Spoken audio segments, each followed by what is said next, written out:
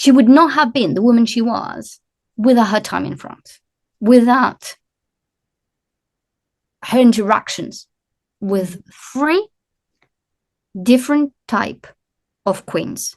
Anne Boleyn was one pawn, and I think she thought she was a bit more important than she actually was for the French. A really strong, powerful, intelligent woman, but who also made incredible mistakes.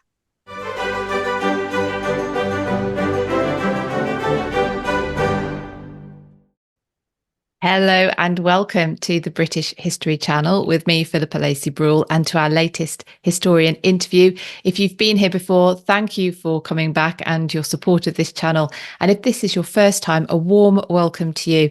Thank you for checking out the channel. Now, if you love British history, then you are definitely in the right place. As well as today's incredible interview, I have at least around 40 other historian interviews building each month for you to go and check out. Array of eminent historians with fascinating insight into their topic. It's a bit of a wormhole, I will warn you, but go and check those out. You can also join me live at 3 p.m. every Wednesday for Tea Time History Chat Live, where we take a meander through a history topic or, I don't know, something in the news, whatever. You can also suggest topics to me if you like, and I will see if I can cover them. But today I am talking to Dr Estelle Paranque. She is an associate professor in history at Northeastern University London, as well as an honorary research fellow within the Centre for the Study of Renaissance at the University of Warwick. She earned a PhD in early modern European history from University College London in 2016. She has participated, in international historical TV documentaries, including the BBC's The Boleyns, A Scandalous Family, which aired in 2021, and more recently Channel 4's The Queens Who Changed the World, which aired in 2023. She appears regularly on podcasts and gives talks to prestigious history and literary festivals. She is also the author and editor of 6 books. This is Estelle's second appearance on the British History Channel, her first being in 2022 when we talked about Elizabeth I and Catherine de' Medici, the focus of her brilliant book Blood, Fire and Gold, which you may be able to see on the shelf behind me. Estelle is back today to discuss the topic of her latest book, soon to be released. It's called Thorns, Lust and Glory, which looks at Anne Boleyn's time at and links to the French court, giving us a fresh perspective and European context to the marriage which split Christendom, of course, that between Anne and Henry VIII. Members of my British History Patreon club have given me some questions to ask Estelle, which I will put to her after the main interview. If you would like to hear those and her answers, of course, and submit your questions for future guests, then please think about joining my Patreon. You can find full details and how to join at patreon.com/British History. But for now, let's get on with today's interview. Estelle, welcome back to the British History Channel. This is your second time with us, so thank you so much. What have you been up to since the last time we saw you? Well, first of all, I want to thank you for having me. I mean, I am so grateful that you're such a huge supporter of my work, but you're just such a huge history lover. And I want to thank you for all you do for every other history lovers, So like, first of all, thank you. But what I've been up to? Well, I wrote a second book. So Thorns, Lust and Glory, The Betrayal of Anne Boleyn. And I said The Betrayal of Anne Boleyn, but obviously you can see there's like, where is it? A fleur-de-lis. And obviously at the back, we have here the king who abandoned her, the queen who overlooked her, that's Louise of Savoy, the mentor who forgot her, that's Margaret of Angoulême, and obviously Henry VIII, the husband who murdered her. And I brought all this. I told my publicist and the people who were doing the jacket that I really wanted those words on the jacket. It is a bit over dramatic, and I think we'll discuss that, especially for her, Margaret of Angoulême. I think I have more to say. But yeah, so that's basically like, it's more the French betrayal than more than just the betrayal of Anne Boleyn. And the question was, is there a French betrayal? So did the French betray Anne Boleyn And that's really like the focus of this book. It's really about her relationship with the French. Which we're going to focus on that bit today, because you cover the entirety of Anne's story, but that's the bit I want to focus on with the time I've got with you today, because it's I think it's the bit that it is skipped over. It's almost like Anne came back in 1522, and then it's the Henry story. And it's like, and occasionally we'll mention that she had this time in France. So your book looks into this. The first part, yes. Well, it gives so much more context to Anne's story as well. So we'll get into it. So, okay, let's start with the basics. When did, and this is trying not to get too down the rabbit hole of how old was Anne, but what circumstances took her to the French court? Well, yes, go into that for us, please. Well, as you know, like I like that you said, like, let's not get into the rabbit hole of when was she born, and I haven't found, I'm going to be full disclosure here, you're not going to find a real date. However, I gave my best guess, right? Like that most historians would do. And I agree, I think, with most historians. I think she was born around 1500, 1501, and the reason why is because we know she goes to the French court in 1515. So sending someone who's 8, like if she was born in 1507, that doesn't make much sense. We know also that she was in Mechelin, Margaret of Austria's court before. So it would make no sense to send such a young person to court. So like, I think 30, especially at that time, you were a kid and then you were an adult.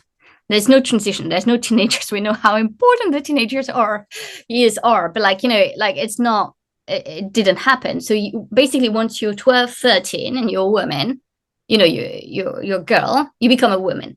There's no, like, you have your period or some, boom, you can be sent off. You have to start thinking about your place in the world.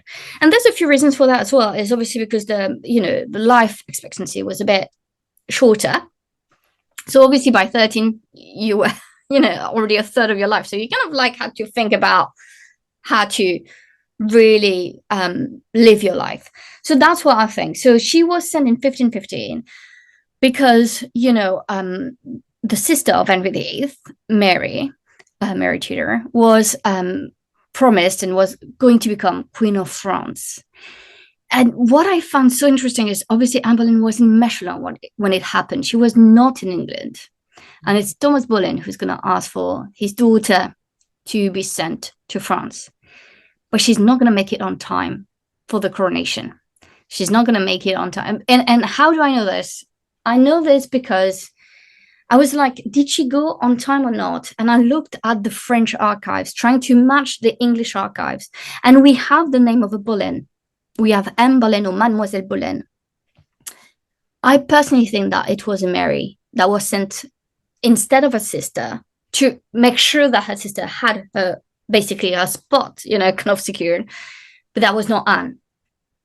And then we know that we have a crossover where we have the two sisters at the same time. And then we don't really know when Mary leaves France.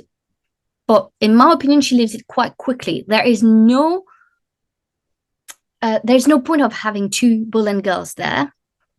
There is no place for her in in Mary, and then it's going to be Queen Claude's household. So I don't see Mary staying in France for a long time. So I think she goes back, and then Anne is just in the midst of the French court, and it's a very difficult, chaotic time. At the same time, it's going to be such a glorious time because the old king is going to die. We know Mary Tudor is, no longer going to be Queen of France. Thomas Boleyn is going to be like, I want my daughter to stay in France. So he's going to ask for her to be moved to the next queen's household, which is going to be Queen Claude. And Queen Claude is similar age. Maybe she's 2 years older or something, And the next king is Francis I. And Francis I is a very different type of man. And he's a young king. He has so much to prove. He's a Renaissance prince. He's very, very much like Henry VIII, if you ask me. Mm. So does Thomas Boleyn sort of see the French court as a bit of a finishing school? He's very keen to keep Anne there, isn't it? Or keep her there. I think Thomas Boleyn is someone we know that he's ambitious, but he's also very, very smart. He knows that, at the moment, the favors was to favor a French alliance, right? That's why we have the marriage between Louis and Mary, right? They want an alliance against Spain. And it's all about politics here, because when things are going to change, we know that Anne is going to leave France, like when the Spanish alliance is going to be, when there's going to be problem between France and England again, Anne is going to be asked to go back to England. But Thomas Boleyn also knows that he wants to give the best shot at having a great education. And there's this discussion, and I discuss this in my book, and I'm happy to debate it because I don't think it's an easy question. And, who is the older daughter, Anne or Mary? And for me, and I know, I've read what other people have said, Eric Ives, Alison Weir, I can give you a list of, I read their arguments, and everyone has a strong idea, and they make sense, when they discuss their argument. But in my opinion, I just found it weird that you would put so much time and effort into the education of your second daughter. She was not your eldest one. So it could be that he just has the strongest bond with her. He has the strongest bond. Maybe he thinks she's more suitable for that type of role. But I still think that it would be weird to see that, and then obviously we see that there are different types of sources that are going to say, yeah, but Mary Boleyn was the eldest because she's the first one to get married. I don't think it's that. It's just, I think the opportunity happened, and then, But then there's a discussion during Elizabeth's reign and her own heritage and legacy from the Boleyn. And she said she's the first. She basically explains that she comes from the first one. So Anne Boleyn should be the eldest. And people are going to say, oh, no, what she meant was it's because she's queen, she's above everyone else. And I don't think it's true. I think she's looking at the order of children and the descendant. Right. And that's my reading of things. That's my opinion of things. And also, again, I just don't know why you would want to put such a strong education on your second daughter. Is it just me who thinks that it's a bit weird that you want her to be because she's in the midst of one of the most, glorious court of Europe at the time, but also it's a great rival for England. And now we have two young kings, Henry and Francis. And so I'm just thinking, why would you would probably put your eldest daughter in there. That's my view. It's fascinating. It's only last year that I heard the argument while we're doing the Anne Boleyn tour. Actually, Gareth Russell brought it up that there was even this question about who was the eldest sister. I hadn't actually heard it before last year, so it's fascinating. Funny enough, we talked about it with Gareth because it's something very it's something actually I talked to him about, and I was like because obviously he's endorsed my book and he's read it. And there was really this idea that it was kind of important to reflect on it. And just some people are so weird when each time you talk about Anne Boleyn, some people think they already know everything and they're going to be like, oh, but I've read this and it's true. Yes. I want to remind everyone that the sources we have are scattered, incomplete, very, so I just want to understand, I just want to say that it's okay to debate. It's okay to disagree. It's okay, and do it politely, explain your point of view, laid out why you think something. For me, I've laid out why I think Anne Boleyn is the eldest daughter. I'm sure other people disagree with me, which is totally fine. But I don't think the argument is convincing enough. And until we have the birth certificate, I think we're all allowed to have our own take on this.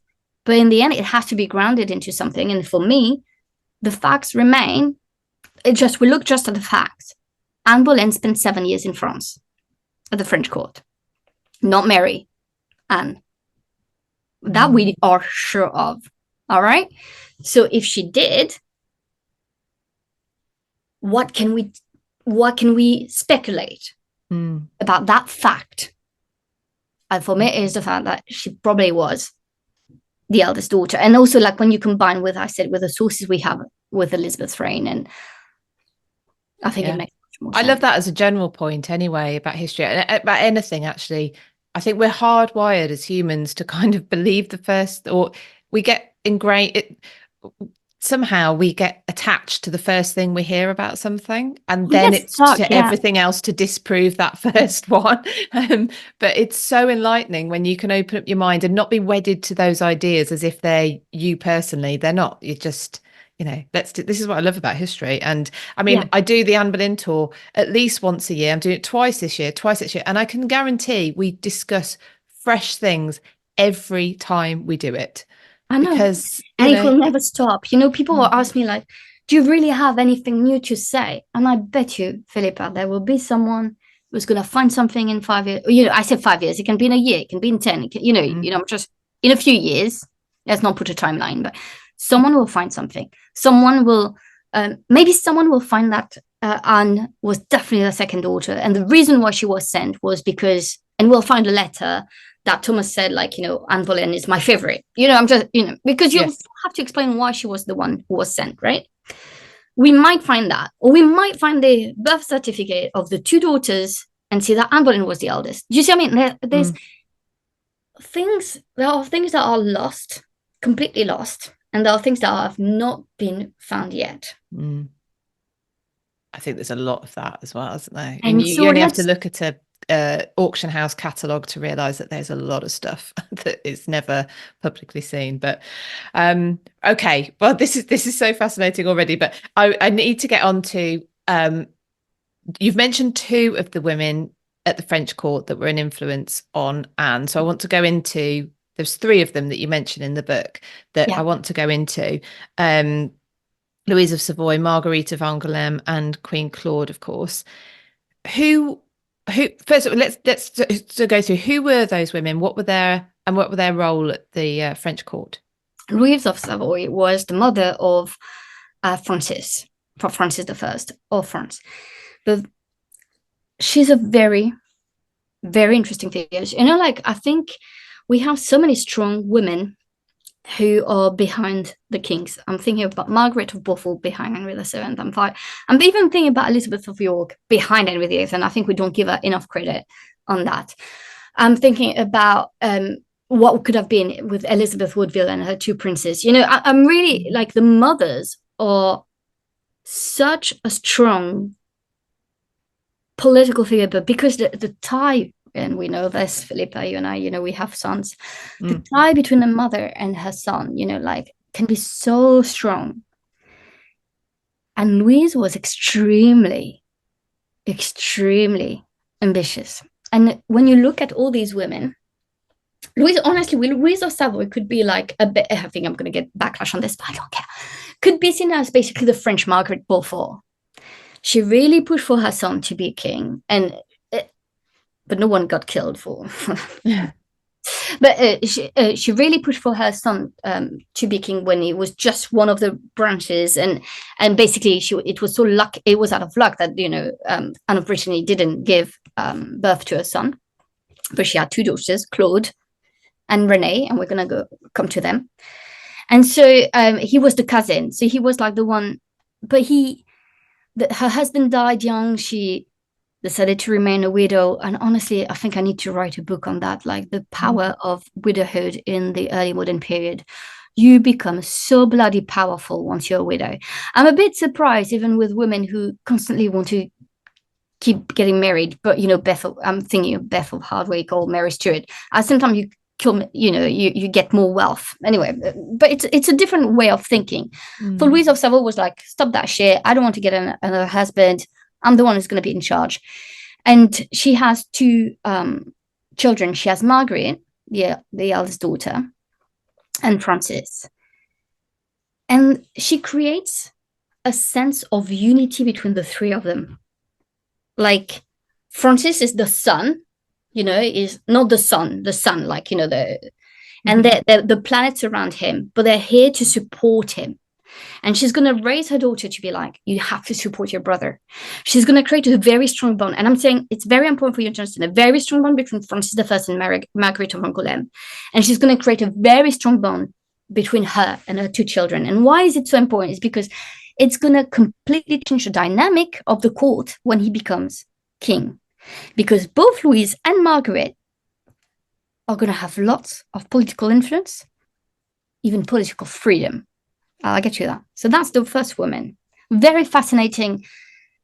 So young when, like all these women who are married to old men and they were like 30. I can't even imagine. Somehow I think we forget that they were human beings. We just have the facts, she was 13 and she was married to this 35-year-old, 40-year-old. You think, 35, 40, I'm 37, something like that. It's fine. It's not fine. It's not okay. It's horrendous. Anyway, so I think we forget this type of how much it has affected her and the strength she had to get from within herself to continue after that and to do what she had to do. Anyway, so you have this woman, very strong woman, strong-willed, very smart. She's the brain. She's the brain behind Francis. And I say, poor Francis, but like, I'm not saying he's stupid, right? But I'm saying his mother is the brain. And she's going to be a massive influence during his reign. So we have that. Then we have Margaret of Angoulême, the daughter of Louise and the eldest daughter, and the sister of Francis.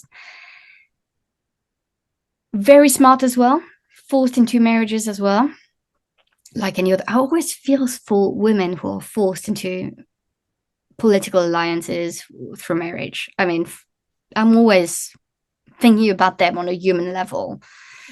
But Margaret of Angoulême is also very smart, also gets what she wants and then find ways of getting the space she needs to do what she wants. But it all comes from what I explained, the relationship between Louise and Francis and Margaret.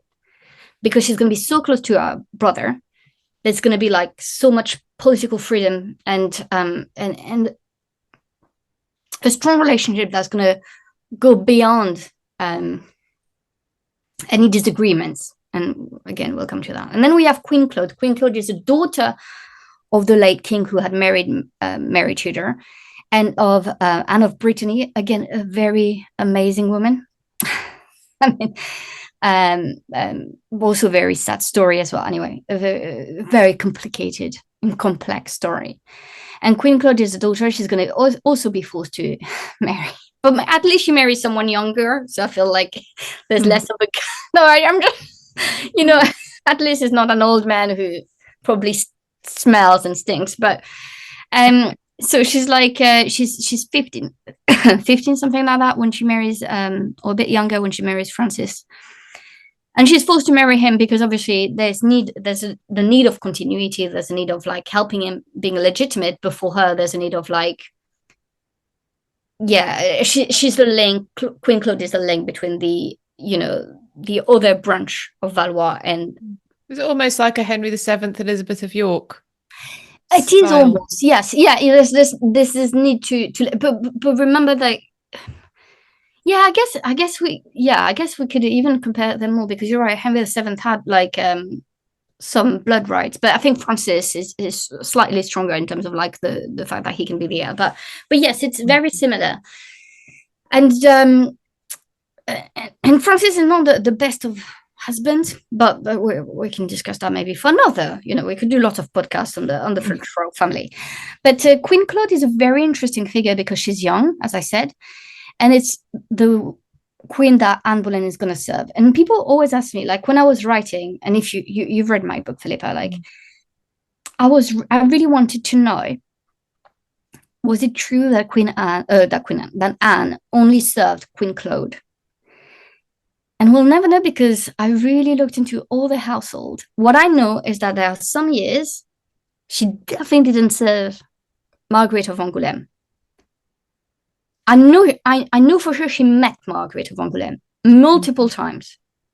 But I also know that she didn't serve her in, I think it's in my book, I think it's 1588. Like there were some households manuscript that I could find, and they were clear Anne Boleyn was not on there. But it doesn't mean that she was not there in 1517. It doesn't mean that she was not there in 1519. It doesn't mean that she was not there in 1516. So who knows what actually happened? But what we know is that she was at the service of Queen Claude.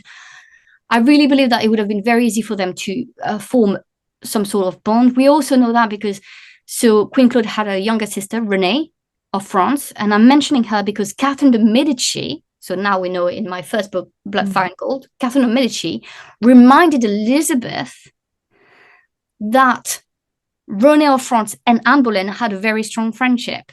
So she said, we could have a strong friendship as well. So I really believe that the three young girls, let's call them girls because, like, you know, they're 15 or something, must have bonded when they were in this, you know, at the service of Queen Claude. And, you know, like Queen Claude was 15. So even though she was queen and everything, you know, and there must have been like little gossips or discussions or I think we tend to think that it was all about protocols and this and that, but we forget that we don't have the oral history. We don't have the records of discussions. But come on, like, they were human beings. So they must have chatted about things. They must have discussed things. And the fact that Catherine de Medici used the relationship between Anne and Renee, because Catherine de Medici met Renee of France, because we know that Queen Claude is going to die, but she actually met Renee of France and had her own friendship with Renee. I can see that Renee was talking about her friendship with, you know, Anne Boleyn and you know, and saying, you know, the woman who's now on the throne of England, actually she was a good friend of mine. Yeah. And then when I can't believe she managed to get on the throne of it. You know, can you imagine, like, it must be the conversation. Oh my God, I remember those, you know, maybe the stupid thing she was doing at my sister's, you know, when she was at my sister's household, and now she's Queen of England. And so for Catherine de Medici to mention that to Elizabeth later on, to try to forge a friendship with her, and that, again, in my first book, means that I believe that Queen Claude, Anne Boleyn, and the sister Renee, so princess, and she's not just, were pretty close to each other. Yeah, there's a royal progress that I was fascinated to read about. The royal progress of the queens, really, beginning in October 1515. And two things struck me about it, because Anne was on this progress alongside the women we've just talked about. Two things struck me. One, is it fair to say Anne was much better travelled than her future husband, Henry VIII, for a start? She was much better travelled than anyone at the English court. I hadn't realised how far they'd have gone. It is crazy when you think about it. Anne is and I think that's why she was so different when she came back in England. You know, like when people say, oh, she was, you know, there was je ne sais quoi, right? You always read that. You always got this idea that Anne Boleyn is a bit exotic. The reason why she was, in many ways, is because of her own experience, of what she saw with her own eyes. We have to remember she was in Mechlin. Then she was in Paris. Well, in Paris, you know, like she was in the Vallée de la Loire. So, like, she moved, you know, she never stayed in one place. But here, the progress you're referring to is obviously this big progress to the south of France to welcome back Francis I, who had his big victory, Marignano. So, like, very big victory. His and the queen, so his mother, his wife, his sister, like, everyone went to acclaim him. And I was like, when I read it, you know, I was just thinking, we know for sure that in October 1515, Anne Boleyn was in the service of Queen Claude, right? There's no doubt. And I was like, and I found this source about this, describing this magnificent progress and how many times they stopped and where did they stop and who was receiving them. And I just, and what was the weather like? I mean, I was so amazed at the amount of details in that source. But then it struck me, as you, Philippa, when you said it, like, Queen Claude went with her household. It says with her ladies. So Anne Boleyn, 14, 15, 16, yeah, or 30, you know, probably I would say 14 or 15, was there, went with her. This young girl traveled down France in one of the most magnificent progresses to welcome the young, strong warrior king of France for his magnificent victory. But the beauty of it is like everywhere she stopped, you know, like the beautiful cities, the beautiful tapestries. And none of it was for her, obviously, because she was a nobody. Mm. Yeah, like we have to remember that she was a nobody. But she saw how the queens were received, were welcomed. She saw what it meant to be queen. And I found it absolutely remarkable. And so, yeah, she was better travel. And I think she must have had this kind of like, I've seen the world. And obviously, like, it's a bit reductive because it's just Mechelin and France. So, you know, it's not the world. But like, at that time, it must have felt that way. Mm. Especially for women. And especially for women. Yeah, so she'd seen it, a progress led by women. It's women who are being, welcomed at every stop. They're the forefront of this progress. How long did it take this until they met up with Francis? It must have taken like more than a month or something. I can't remember. So for a long time, it was everywhere they had to go down. It took a long time. And each time it cost so much money for each city. I feel so bad. The money they had to throw at this type of like to entertain you know, the royal family, and then they had to go back, right? So she went back as well, and she really had her ears and eyes everywhere, you know, wide open.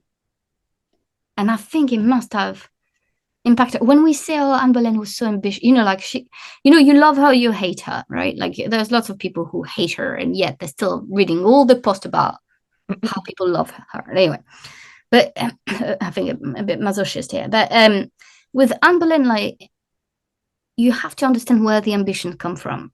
And for me, I make the point and I make the case. I really believe she would not have been the woman she was without her time in France, without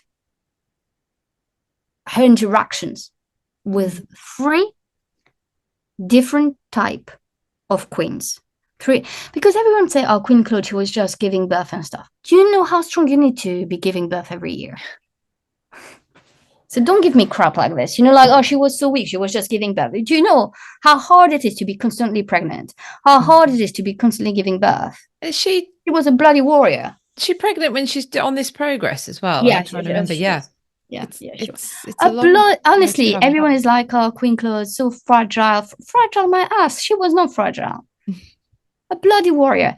But it also showed a few things for Anne. The importance for Queen Consort to give birth. I think she understood that. So she's really influenced by the way she sees these women lead effectively. They're thinkers in their, you know, they're free thinkers in a way. The problem with Anne, I'm going to say it, like the problem with Anne, in my opinion, okay, it's just us. It's like 2 friends talking about it. Problem with Anne, which we are, but is that she doesn't realize that it's very unusual what she's witnessed, because, you know, she doesn't have a way to really compare. So she must think, oh my God, I was to Margaret of Austria's court. She was very much in power. Again, a very extraordinary type of woman. And then she's like, oh my God, I'm in France, and the 3 women are, you know, they have so much freedom. And Queen Claude is very revered and but she doesn't understand that Queen Claude has like the background. She has the lineage. She's the daughter of a king. She's not the daughter of a diplomat. She's not the daughter of a courtier. She's daughter of a king and of the Duchess of Brittany. I mean, here we're talking about very high. If you have to need a hierarchy, I don't think we need a hierarchy, but you see what I mean? But it's royal blood. So she must think, oh my God, like, look, Louise of Savoy made her luck. Fine. But again, very lucky to be able to do so. And she probably thought, oh my God, women can be very powerful, can be ambitious. And Francis I led them in many ways, being their own free women. Mm. So when she goes back to England, she has a kind of a distorted view of what a raw woman should be, in my opinion. Mm. Well, it's her only reference. Yeah, and then she's going to serve Catherine of Aragon, who's again a very strong woman herself. So, but again, she's royal blood. In many ways, she's allowed to be because she's royal blood. And I think Anne forgot that, like, and it's what I talk in my book as well. I think it's almost, in my views, it's almost as if she felt, oh, you know, I had my education in France. I was at the French court. I can give so much in terms of, you know, I can bring so much on the table. And then she kind of forgot. She doesn't have the security that even Catherine of Aragon had, that Claude would have had. You know, like, she's not raw blood. That's a really interesting point. I really think that Anne didn't think this through. And when people also ask me, like, do you think that Anne Boleyn, you know, really wanted to become queen? I don't think so. But I think that once she's going to have the interest of the king, her past experience, the experience she has at the French court is going to, you know, the ambition and the things she saw are going to take, you know, are going to take over. But yeah, you know, it's also why I love her when people are like, but you know, Anne was not just nice. Of course she was not just nice. No one is always just nice. She was vulnerable. She was human. She was impulsive. She was erratic. I bloody love her for absolutely all of it. I love that she's so imperfect. She's so... it's someone it's so sad because we don't have records of her words and stuff, and maybe we will, you know. I hope like someone is listening to this and they'll be like, I'm gonna dig all the archives and find something. Please do, because I think that the more we can have about her words,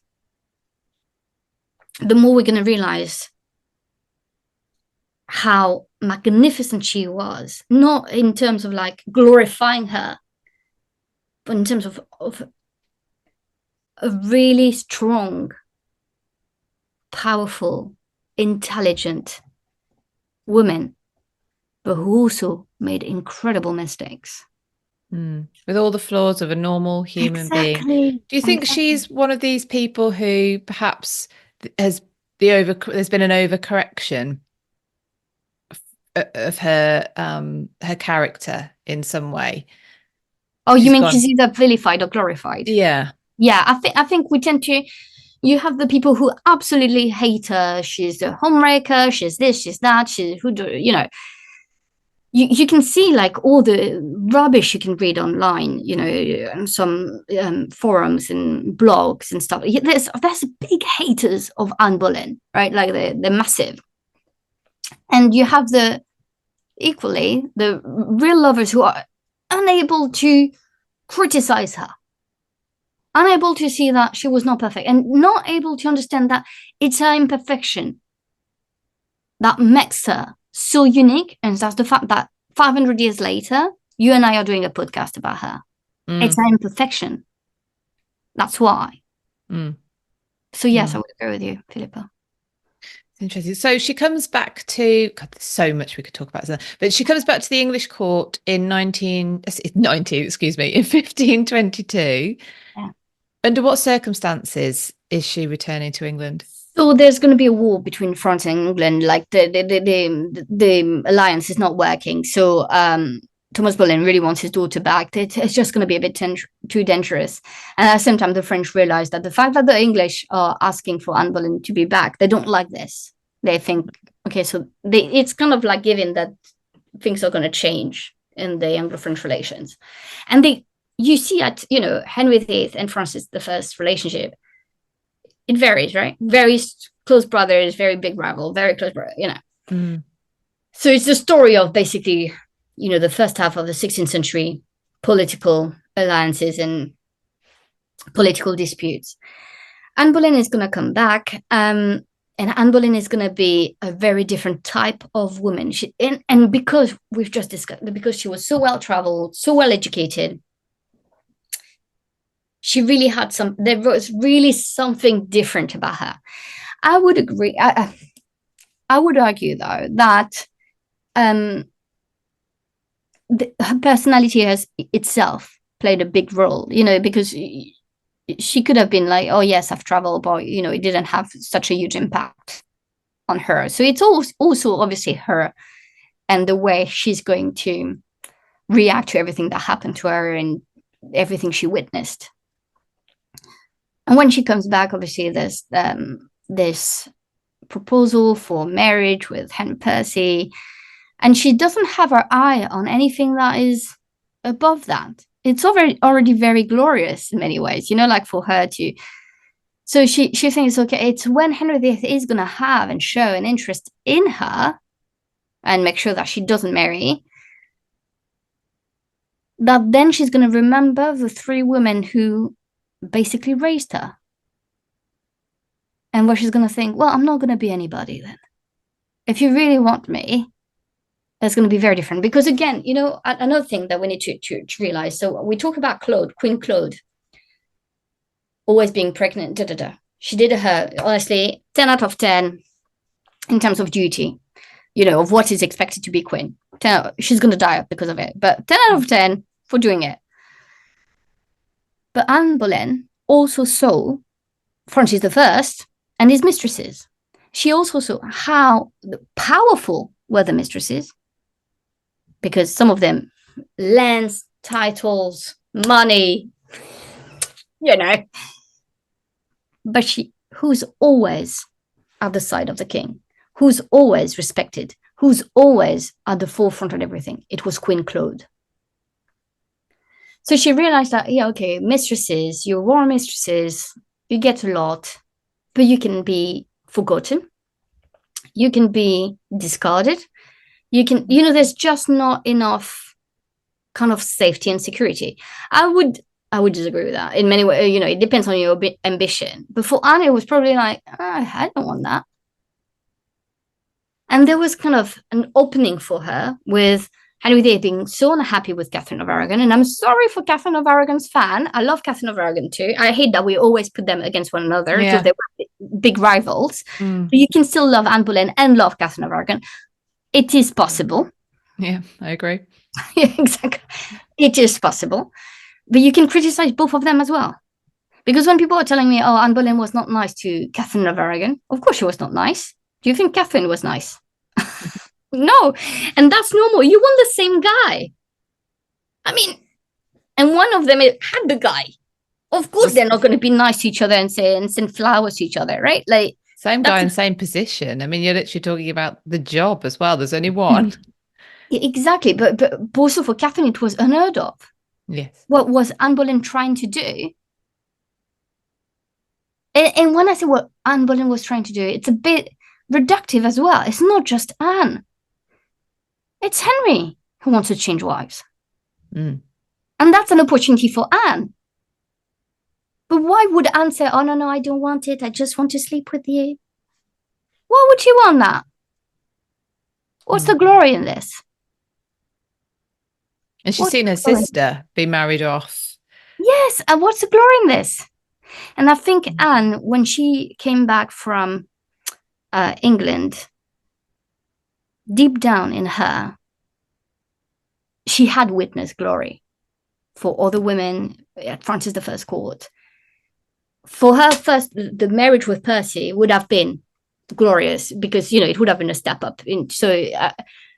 But then when everything is going to be like, oh, no, yeah, it's not going to happen, then she's probably like, yeah, okay, then I can dream of even better. But when people are like, but Anne really wanted the Reformation, and I don't think it's true. I think Anne really wanted the Pope to recognize their union. Otherwise, there would have not been so much pressure on Francis and the French to make it happen for so many years. And you have that. You have all this discussion in Thorns and Glory. You have even I think it's chapter, let me tell you now, it's chapter 10. Gosh, An Impossible Mission. bless his heart, Jean du Bellay really I tried wanted to ask till you the about this end. because this was a real something I had no idea about. The negotiations that the French undertook on behalf of Henry and Anne with the Pope. So please do go into that, and then we'll finish up the main part of the interview because I know we've got some questions from patrons to get onto. But please, this bit fascinated me. Because it is fascinating, and that's why I wrote this book. You'll see when you read the book that obviously the first part is I'm taking you to the French court. I'm trying for people to understand what Anne Boleyn experienced for her to become the woman she was going to become. That's one thing. The second thing, the second and the third part, is the role that the French took in not the Reformation, because they didn't want Henry VIII to break with Rome, but in the helping Henry to get a new wife. That they wanted. They didn't want Henry to be allied with the Spanish and Habsburg. For them, it was perfect. And they saw, in many ways, Anne Boleyn as a substitute French princess. She had been raised at the French court. She was a Francophile. She was obviously not going to favor Chapuis, was she? She was not obviously going to favor, a Spanish alliance. So obviously she was going to favor a French one, which was very much what Francis wanted. So she's the perfect person and perfect woman to be in Henry VIII's bed, but even better, if you can make her by the side of Henry VIII. And we know that because also Anne Boleyn is someone who, because she saw how Queen Claude, Louise of Savoy, Margaret of Angoulême were acting, she's someone who has something to say. That's also why Henry VIII is like, his third wife is like, I don't want her to talk, right? Jane Seymour, she's going to have to be fucking quiet because the other one always had an idea, right? And but like that's so true. You have to understand where it comes from. And so the impossible mission is like, obviously everything. It's from 1533, with a secret marriage and, 1532, 1533, the birth of Elizabeth, even Francis is like, oh, like, gosh, he didn't even have a boy now. Like, so all of this for that. And everyone is a bit worried. And I think the French always knew that Anne had to step up, had to get getting pregnant and all of this. And I think the stress of everything was not going to work for Anne. But Jean du Bellay was an ambassador who spent a lot of time with Anne Boleyn. And I believe that they had a very strong friendship. Now, what's so interesting is that his patron, the person paying for him, because Jean du Bellay was someone who, he was going to become a cardinal, yeah? But he was also very much interested in reformist ideas. And that's what I want people to understand. It's not black or white. It's not you're Catholic or Protestant. It's not that, oh, you read a book with reformed ideas, you're obviously against the Pope. No, it doesn't work that way. You're just trying to find a way to have your own ideas, your own goals, and you're intrigued by some stuff, and you try to find ways to get what you want. And it's exactly the case for Jean du Bellay. He was interested in reformed ideas. His patron was Margaret of Angoulême. She was paying for lots of stuff for him. But Jean du Bellay also was part of a very strong family himself, a very strong family. And he had brothers about everywhere. The correspondence between brothers is fascinating. And I think he really liked Anne Boleyn. So in 1535, he's going to try one more time to get the Pope to reconsider the excommunication, so not doing it, to recognize the marriage. He does all of this for Anne. And you'll see when you read that chapter, The Impossible Mission. I don't know if you felt that way, Philippa, when you read it, but when I wrote it, I felt that way. I felt so heartbroken for him, and obviously for Anne. But it's like he thought it was going to work. And it's where you see all the politics and all the scheming and people and different, goals and different agendas. And he got blindsided. It didn't happen. And then it's almost like, well, there's nothing more that the French could do at that point. And that's quite That's quite tragic. Are the English still pursuing this at this point, or No, because they're not in Vatican. They're not. You have to understand that at that point they're not in Rome. They're not there. So they're using the French to do it. That's why it's so interesting. It's a very strong alliance, but the alliance was never to get England to break with Rome. That was never the goal for the French. The goal was to get rid of the domination of Spain and of Charles V, the Holy Roman Emperor, like Francis I, arch enemy. That was the goal. And Anne Boleyn was one pawn into that. And I think she thought she was a bit more important than she actually was for the French. It's what she represented as opposed to her as herself. Yeah.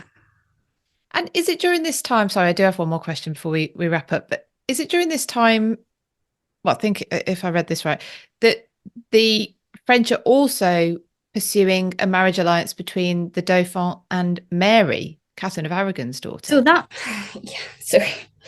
and that the reason for that is because Francis is very upset that Henry VIII has gone down to breaking with Rome, and he wants. You have to understand that it's not just one political goal for any king. For Francis, it's a very, very complex.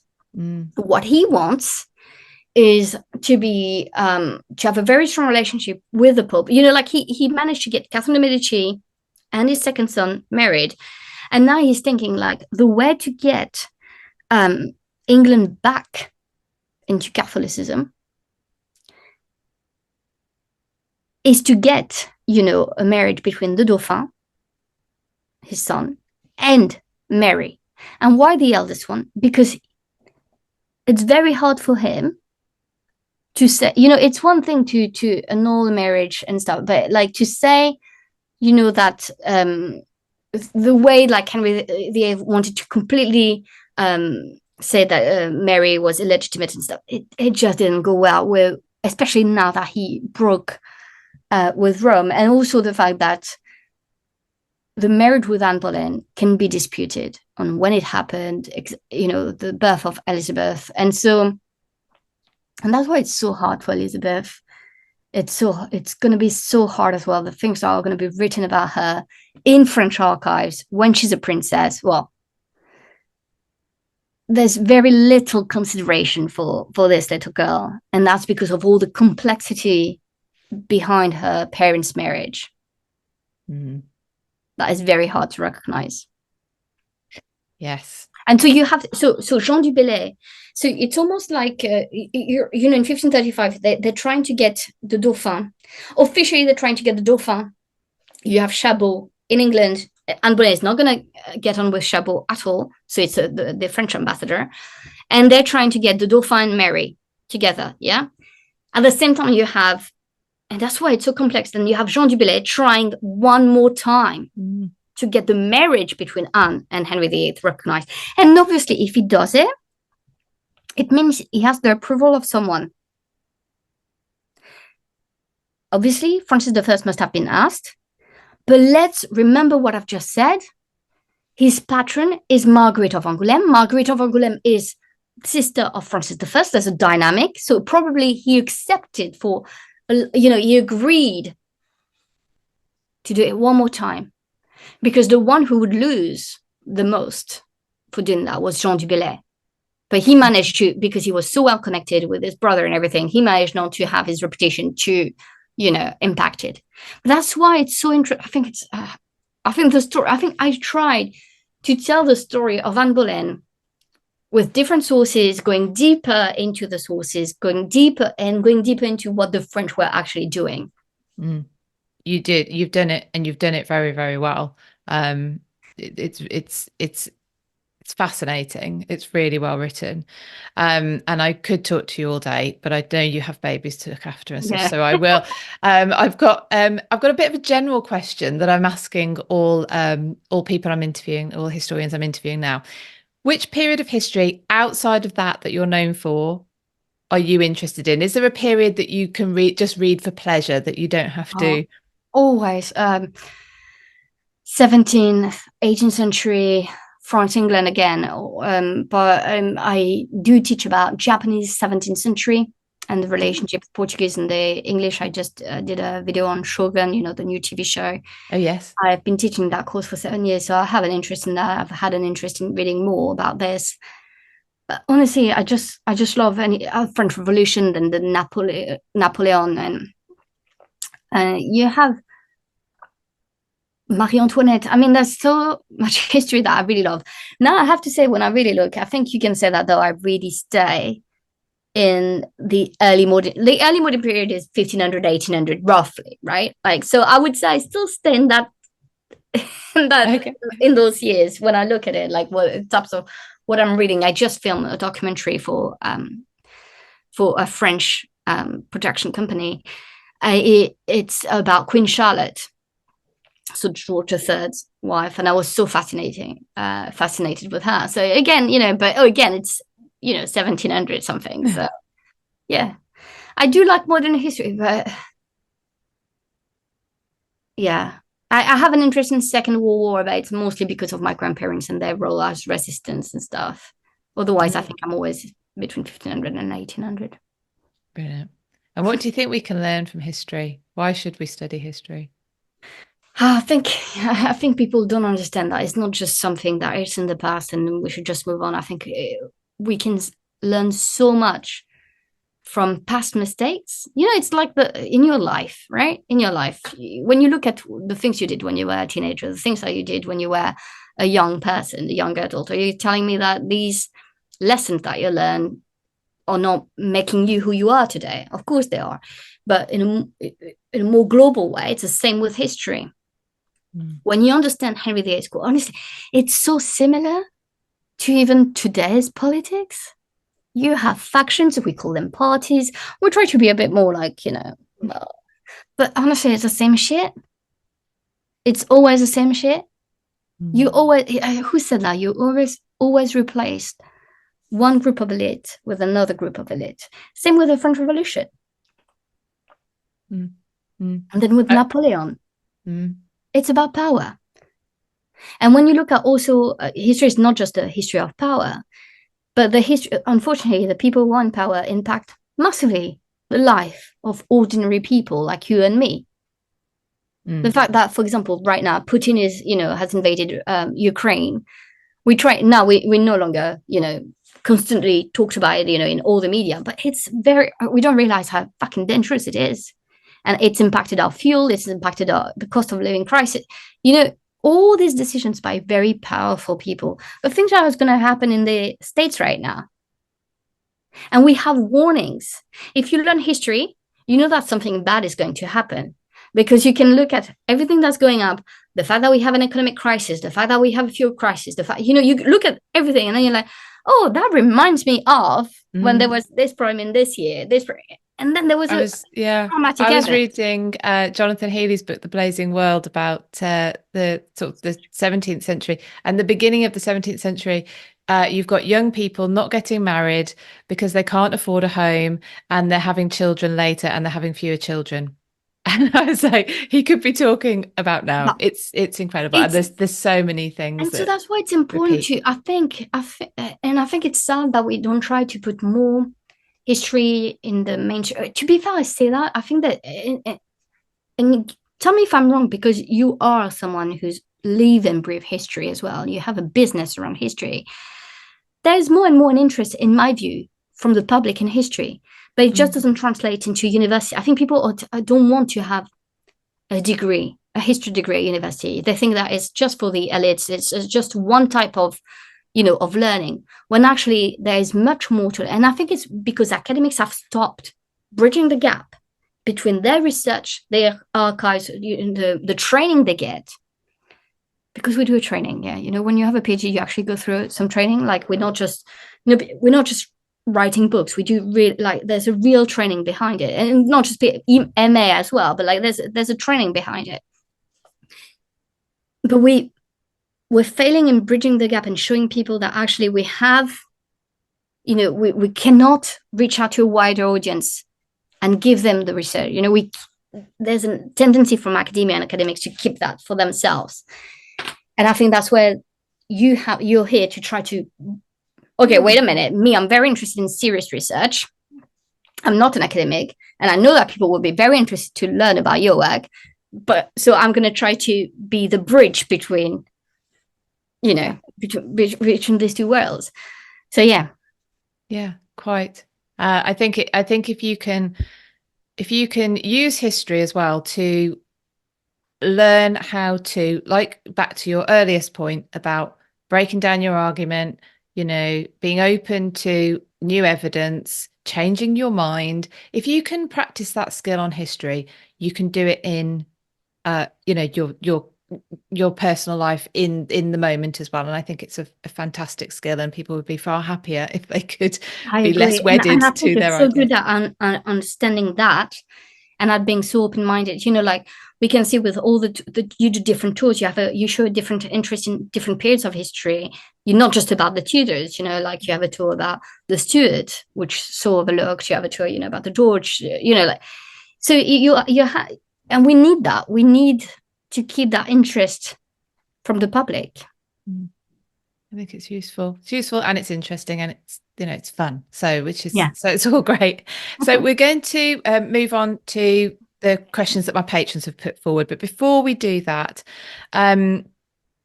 please tell everybody where they can find you, and obviously when your new book is being released as well, please. Yeah, so Thorns, Lust and Glory is out on the 2nd of May in the UK, and it will be out in the US on the 12th of November. Sorry for the delay. It's always like that. I have two different publishers. I'm with Penguin or Every Penguin for the UK side, and I'm with Hachette for the US side. So there will always be like a bit of a difference.